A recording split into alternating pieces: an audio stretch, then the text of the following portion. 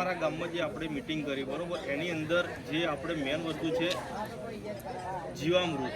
જીવામૃત કઈ રીતે બને બરોબર, એની આપણે વિગતે તમને માહિતી આપી, અને જીવામૃત કઈ રીતે બનાવવું એની આપણે પ્રેક્ટિકલ તમને થોડી માહિતી આપીએ. તો પજાજી પહેલાં તમે આપણે શું કહેવાય, આપણે જે દેશી ગાયનું જે છાણ ભેગું કર્યું હતું એ આની અંદર આપણે પહેલાં એની રબડી બનાવીને એની અંદર આપણે નાખશું. તો દેખો એની આપણે કમ્પ્લીટ રબડી તૈયાર કરી હતી બરોબર. એકદમ આવી રીતે લચકા જેમ આખી રબડી તૈયાર કરવાની, એની અંદર ગાંઠો ના રહેવી જોઈએ. આ 200 લીટરમાં ડાયરેક્ટ છે ઓછો, પણ આપણે તો 10 કિલો બોલાય. આજે તો કચરો કરે બરોબર. આની અંદર 10 કિલો, એક પીપળાની અંદર 10 કિલો છાણ નાખવાનું એની રબડી બનાવીને. પછી એની અંદર 10 લીટર ચરણ લેવાનું દેશી ગાયનું બરોબર. આ ઝરણ છે, આ નમૂના પૂરતો છે. 10 લીટર હોવું જોઈએ, 10 લીટર આપણે આ ઝરણ.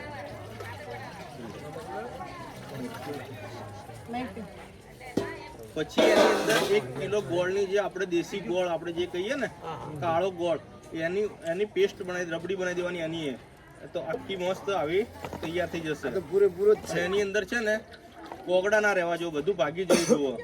આપણા મનમાં થાય કે દેશી ગોળ કેમ નાખવાનો, તો જે આપણા બેક્ટેરિયા ખાય અને એની બેક્ટેરિયાના ડબલ સંખ્યામાં વધારો કરે, એના સારું કરીને આપણે દેશી ગોળ નાખીએ છીએ.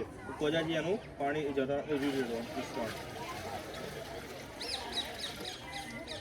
હવે ચોથી વસ્તુ, આપણે કોઈ પણ કઠોળ વર્ગનો લોટ લઈએ બરોબર.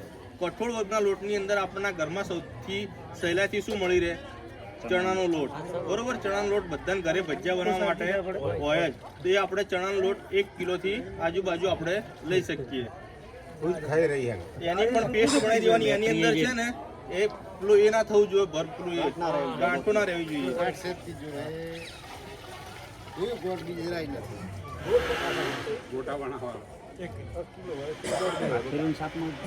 આ ભૂગુતભાઈને સંભાળવાનો છે.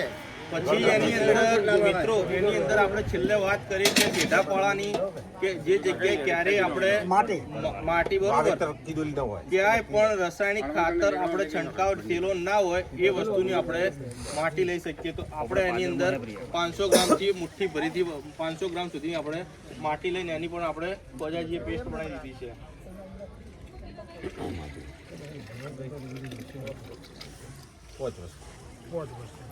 આ 5 વસ્તુ અને પાણી 180 લીટર આની અંદર પાણી છે બરોબર. હવે આ બધું આની અંદર નખાઈ ગયા પછી આપણે સવાર સાંજ 2 ટાઈમ ઘડિયાળનો કાંટો જેમ ફરે ને એમ આ રીતનું આખું હલાવવાનું.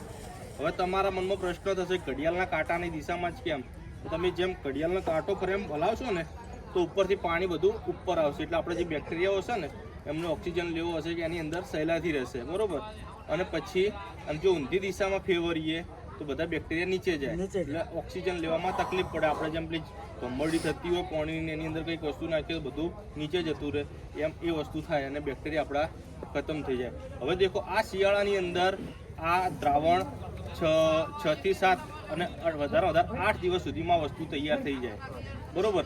આજે આપણે તૈયાર કર્યું ગુરુવારે, તો આવતા ગુરુવાર સુધીમાં તૈયાર થઈ જાય. અને ઉનાળો હોય તો એ 4 થી 5 દિવસની અંદર તૈયાર થઈ જાય. પણ 2 દિવસની અંદર 2 વાર સવાર સાંજ તમારે 2 ટાઈમ આને હલાવવાનું અને આવી રીતે સાઈડે રાખવાનું. ગરમીમાં નહીં રાખવાનું, ગરમી રાખો તો પીપળું ગરમ થાય અને એના અંદરના બેક્ટેરિયા બધા મરી જાય. અને આના ઉપર પછી આપણે કોથળો કે કંતાણ હોય આપણે ટાંકી અને મૂકી દેવાનું. અને આની ઉપર એકદમ મસ્ત કોપરી બાજે, આપણે જેમ દૂધ ઉપર મલાઈ આવે ને એમ આખી મલાઈ થાય. અને તમે આજુબાજુ ફરતા હોય સ્મેલ આવે ત્યારે આ વસ્તુ નાખવાનું થાય. હવે આ વાપરવું કઈ રીતે, તો દેખો તમારા પાસે ફુવારા હોય તો આને ગાળીને વાપરવાનું, ટપક હોય તો ગાળીને વાપરવાનું, અને છૂટું પાણી પાતા હોય તો નીચે હોલ પાડી અને ચકલી મૂકી દેવાની.